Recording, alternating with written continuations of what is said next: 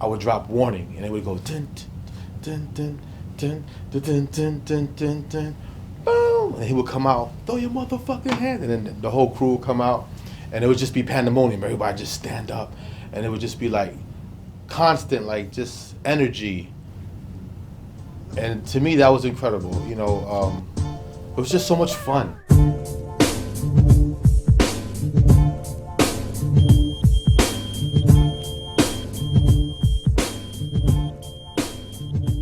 Ready to Die meant a lot for East Coast hip hop. It meant that the East Coast was back in the game. It was bringing hip hop back home. For hip hop, that was our Thriller album. We got the chance to rep New York, Brooklyn, all across the world from our point of view, and we had no idea it was this magical. It was just happening. So to me, it meant everything. What made me want to work with Big when I first met him and discovered him, it was like the second coming of Big Daddy Kane. Especially both of them being from Brooklyn, from Bed-Stuy, Brooklyn. It was like I was seeing Big Daddy Kane all over again. Puff was like, "Yo, you ready to be, Biggie's DJ? Come on the road." And I was like, "Huh?" He's like, "I want you to come on the road and DJ for, Biggie." But I'm like, "All right, I'll think about it."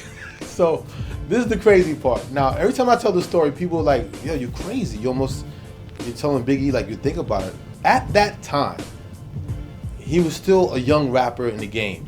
His album didn't even go gold yet. I felt like I was the dude. I felt like I was the guy. Like, there was no need for me to go on the road with some rapper from Brooklyn. Like, this is the same guy that I had to sneak in the club, based on my merits, based on who I was. At that time, when you're living through the process, I didn't think this guy was gonna be the next great.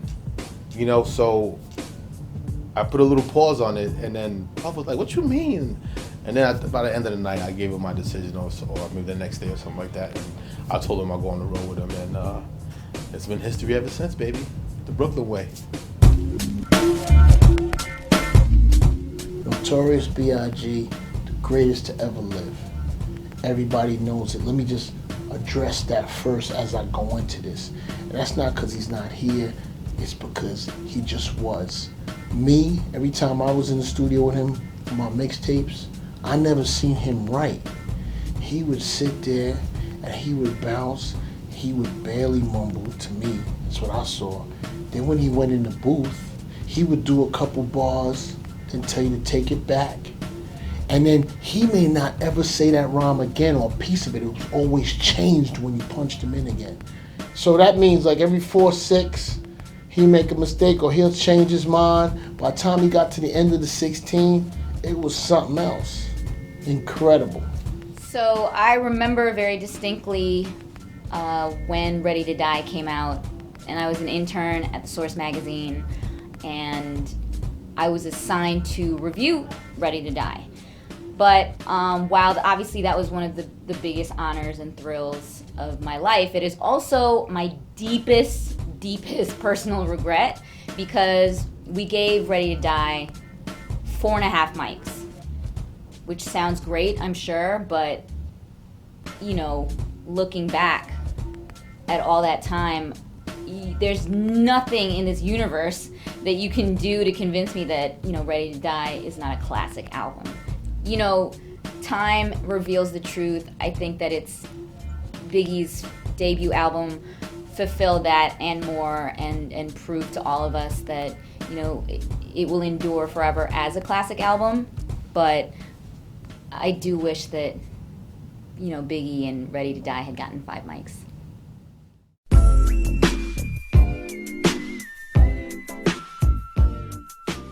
There was a lot of talented people of the time. Raekwon, the chef, was very talented. Method Man, Lord Finesse. I say Lord Finesse because of the early 90s and Big L, were all in that realm. And what I liked about, Big is Big had that same aggressive lyrical beast in him. And I think Puff, because that's what he was called at the time, Puff understood not watering down Big's lyrics, but putting it on music that would get like more attention, more radio play. One of the main times during the recording process of Ready to Die where Biggie was really contacting me for advice is during the process of when Diddy was trying to convince Biggie to make the song Juicy. You know, Biggie was really on some hardcore shit at the time. He wanted to be a hardcore rapper. And Puff was really trying to convince Big to make this Juicy record using the classic M2 song Juicy.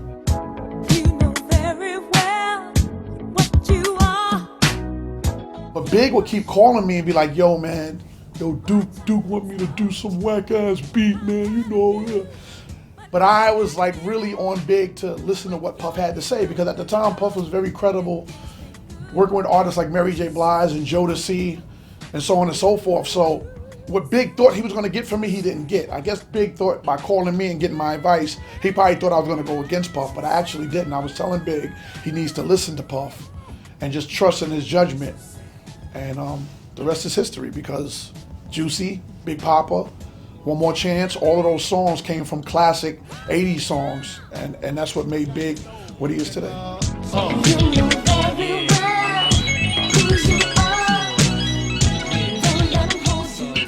Biggie Smalls gave me his album on cassette. If you know anybody in hip hop, some of the icons, Busta Rhymes, M.O.P., all these great hip hop, we all had Biggie's album on cassette.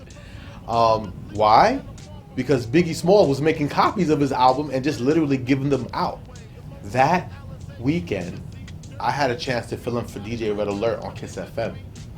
And I played 4 cuts off the Ready to Die album, way before its release. And oh man, the hotline is ringing and it's Puff Daddy. And he's cursing me out when I answered the phone, like, are you and I'm just here stuck, like, but Biggie gave me the album. I thought it was cool. But this was, you know, pre me knowing about release dates and scheduling and clearances and all that kind of stuff. I was with Big for the first half of the recording process of Ready to Die.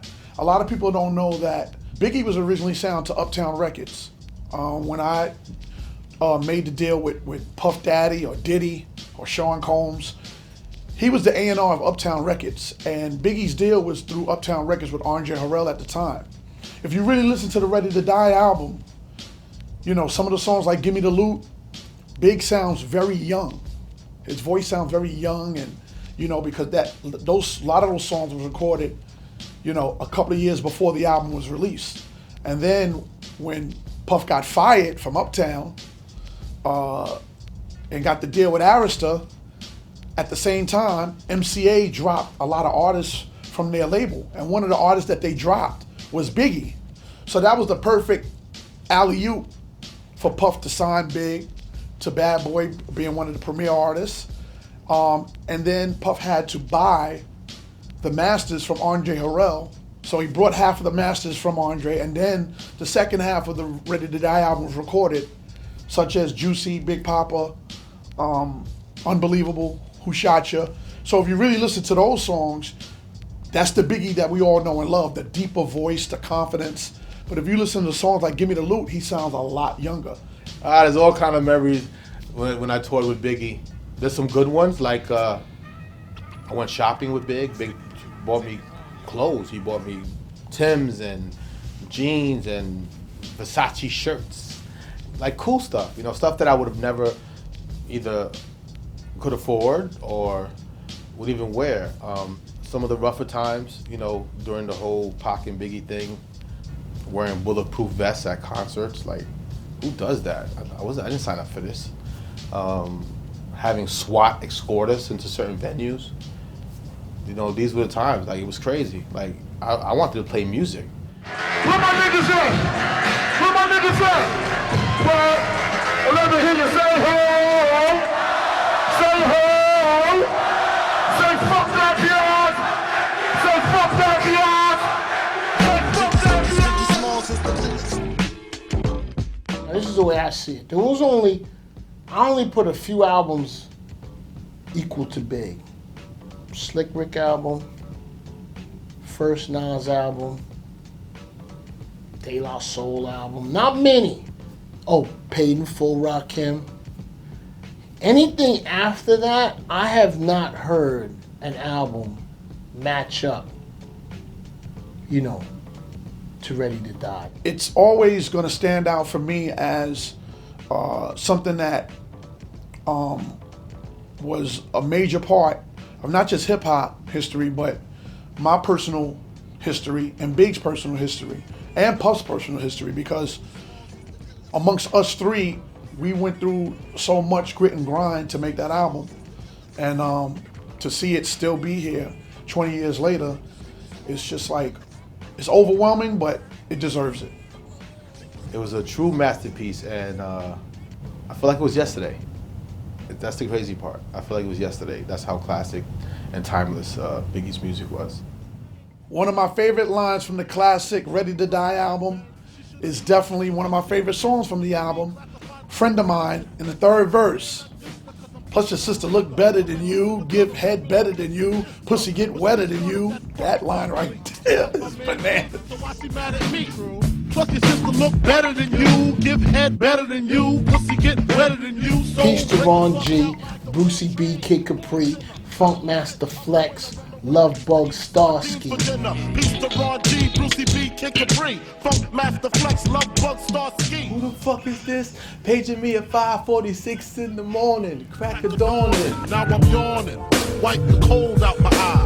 See who's this paging me and why. If I gotta describe the Ready to Die album in one word, gutter. If I can describe Ready to Die album in one word, it would be masterpiece. Increíble! That's my one word. That's what I got. It's incredible in Spanish.